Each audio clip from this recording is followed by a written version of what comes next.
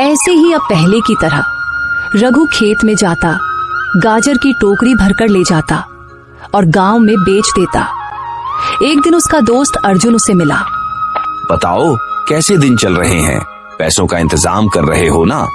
और एक बात बताओ, तुमने तो कहा था कि तुम्हारा खेत खराब हो चुका है, गाजर नहीं उगती, तो फिर अब ये गाजर कहां से लेकर आ रहे हो? दूसरा, मैंने सुना है कि तुम्हारी बेटी अब बिल्कुल ठीक हो चुकी है। यह भगवान का लगता है खुशकिस्मती का वरदान हुआ है। हाँ अर्जुन भाई, ऐसा ही समझ लो। मेरे खेत में एक जादुई गाजरों का पौधा लगा है, उसी से मैं गाजर लाता हूं। उसकी गाजर कभी खत्म ही नहीं होती। मैंने अपनी बेटी को वही गाजर खिलाई थी, तो मेरी बेटी भी ठीक हो गई। ये सब भगवान का ही करिश्मा है, मुझे खुद भी कुछ समझ नहीं आ रहा। क्या बोल रहे हो रघु? मैं कोई बेवकूफ लग रहा हूं तुम्हें? जरूर तुम्हारे खेत में गाजर उग गई होंगी। आखिर ऐसा कौन सा पौधा है जिसकी तुम बात कर रहे हो? मैंने तो कभी नहीं सुना। सुना तो अर्जुन भाई मैंने भी नहीं था। चलो आओ, मैं आपको दिखाता हूं। मैंने अभी तक किसी को नहीं बताया, बस आपको ही दिखाता हूं। हाँ हाँ, चलो दिखाओ, मैं भी तो देखूं वो जादुई गाजर का पौधा। रघु अर्जुन को साथ लेकर अपने खेत पर चला गया, लेकिन जब वह वहां पहुंचा तो उसने देखा कि खेत खाली था। ये क्या हुआ? अभी कुछ देर पहले तो मैं यहाँ से गाजर तोड़कर ले गया था, फिर पौधा कहाँ गायब हो गया? अरे रघु, क्यों मेरा समय खराब कर रहे हो? मुझे तो पहले ही यकीन नहीं था, मैं तुम्हारी बातों में आ गया। चलो ठीक है, मुझे काम पर भी जाना है, ऐसा मजाक नहीं करना चाहिए। अर्जुन चला गया। रघु कुछ देर वहां खड़ा रहा, फिर गाजर लेकर गांव में बेचने के लिए चल पड़ा। रात को वापसी पर रघु फिर से खेत पर आया पौधा देखने के लिए, लेकिन पौधा गायब हो चुका था। रघु बहुत मायूस हुआ, उसे लगा कि भगवान मुझसे नाराज हो गए हैं। वह अपने घर चला गया, अपनी बेटी को कुछ भी नहीं बताया और ऐसे ही सो गया। रात को रघु को सपना में वही साधु आए, जिन्होंने रघु से कहा, बेटा, वह पौधा तुम्हारे लिए है, किसी और के लिए नहीं, और वह पौधा सिर्फ तुम्हें ही दिखाई देगा, किसी और को नहीं। यह बात रहस्य रखनी है, किसी को नहीं बतानी है। तुम रात को अपने खेत पर जाना और वहां से गाजर तोड़कर लाना। तुम्हारे अलावा कोई उस पौधे को न देख सकेगा, न गाजर तोड़ सकेगा। दूसरा, वो गाजर जो तुम तोड़ते हो आम गाजर नहीं है, उनमें जादुई शक्ति है। कोई भी बीमार व्यक्ति अगर उन्हें खा ले तो तुरंत स्वस्थ हो जाता है। रघु की अचानक आंख खुल गई, वह सारी बात समझ चुका था। वह तुरंत टोकरी लेकर खेत में गया, वहां देखा कि पौधा लगा हुआ है। रघु ने टोकरी भरकर गाजरें तोड़ी और घर ले आया। पिताजी, ये गाजर यहाँ कहाँ से आ गई? क्या आप रात को इन्हें तोड़कर लाए थे? हाँ बेटी, अब से मैं रात को गाजरें तोड़कर लाया करूंगा और दिन में उन्हें बेच आया करूंगा। ऐसे ही 3 महीने पूरे होने वाले थे, सिर्फ 7 दिन बाकी रह गए थे।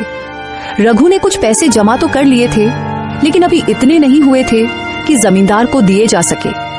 2-4 दिन गुजर गए।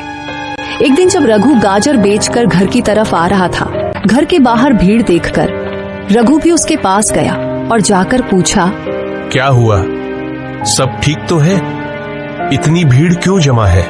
मुकेश साहब की तबीयत बहुत खराब थी, जिसकी वजह से आज उनका आखिरी समय चल रहा है। ये सुनते ही रघु को तुरंत अपनी बेटी पूनम की याद आ गई।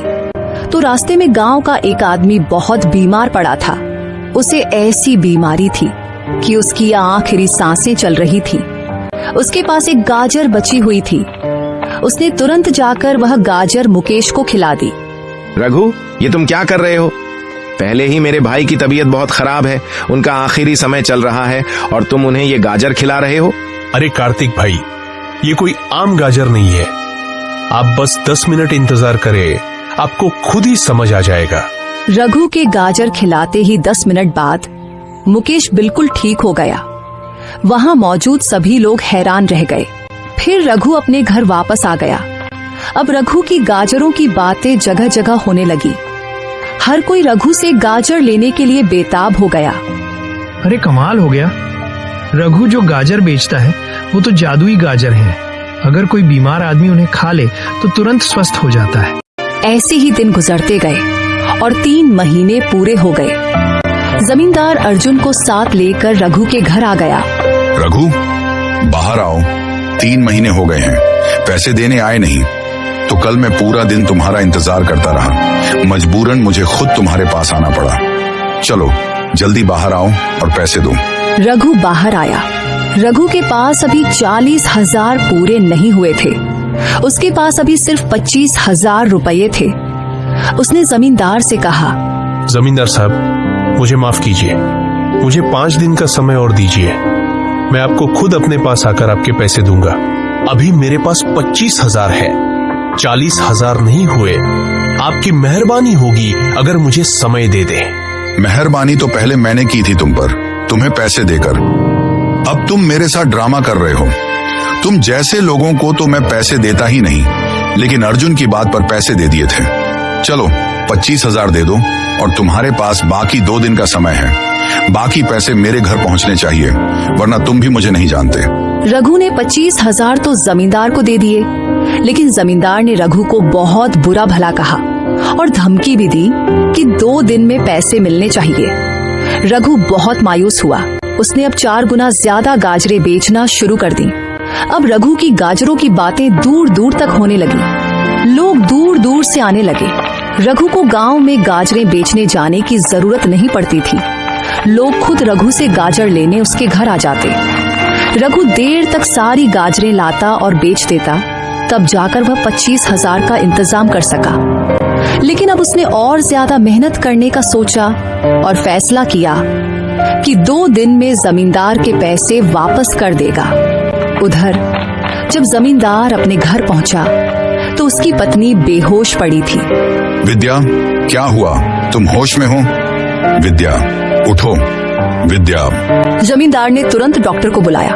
डॉक्टर ने चेक किया और बताया कि आपकी पत्नी के सिर में रसौली है, जिससे उनका दिमाग किसी भी समय फट सकता है।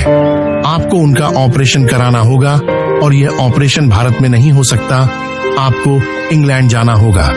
डॉक्टर साहब, ऑपरेशन के अलावा क्या मेरी पत्नी ठीक नहीं हो सकती?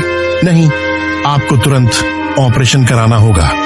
आपके पास ज्यादा समय नहीं है। अगर 2 दिन के अंदर ऑपरेशन नहीं हुआ तो उनकी मौत हो जाएगी। ये सुनकर जमींदार बहुत ज्यादा डर गया। मालिक, मैंने सुना है कि जो गाजरें रघु बेचता है वे जादुई गाजरें हैं। जो भी बीमार व्यक्ति उन्हें खा ले वह तुरंत स्वस्थ हो जाता है। अगर आप कहें तो मैं उसे बुला लाऊं और आप मालकिन को वह गाजर खिला दें। क्या बातें कर रहे हो? मैं इन चीजों पर यकीन नहीं करता। ये सब अफवाहें होती हैं। लोग अपना काम चलाने के लिए झूठ बोल देते हैं। इनको गंभीरता से नहीं लेना चाहिए। नहीं मालिक, मैं सच बोल रहा हूँ। मैं खुद भी यकीन नहीं करता था, लेकिन रघु की गाजरें पूरे गांव में मशहूर हैं। मेरा मानना है कि आप एक बार उसे बुला लें और मालकिन को वो गाजरें खिला दें। अच्छा, अगर ऐसा ही है तो जल्दी जाओ। मैं अपनी पत्नी को इस हालत में नहीं देख सकता। जाओ, रघु को बुलाकर ले आओ। अर्जुन तुरंत गया और रघु को अपने साथ लेकर जमींदार के घर आ गया। जमींदार ने रघु से गाजर लेकर अपनी पत्नी को खिला दी। 10 मिनट में करिश्मा हो गया। जमींदार की पत्नी की आंखें खुल गईं और वह उठकर खड़ी हो गई। जमींदार यह देखकर बहुत खुश हुआ और रघु से बोला, रघु, तुम्हारा बहुत बहुत धन्यवाद। तुम्हारा यह एहसान मैं जिंदगी भर नहीं भूलूंगा। मुझे माफ कर देना। मैंने तुमसे जो बदतमीजी की उसके लिए मुझे बहुत शर्मिंदगी है। आज के बाद मैं कभी भी किसी के साथ ऐसा नहीं करूंगा। और हाँ, जो बाकी पैसे तुम्हें देने थे वो तुम मत देना। तुमने मेरी पत्नी की जान बचा ली। मेरे लिए यही सबसे बड़ी खुशी है। रघु फिर खुशी खुशी घर वापस आ गया। कुछ ही दिनों में एक बहुत बड़ा व्यापारी रघु के पास आया, जिसे जमींदार ने रघु की गाजरों के बारे में बताया था। उसने 2 से 3 ट्रक भरकर गाजरें ले ली। रघु दिनों में अमीर हो गया।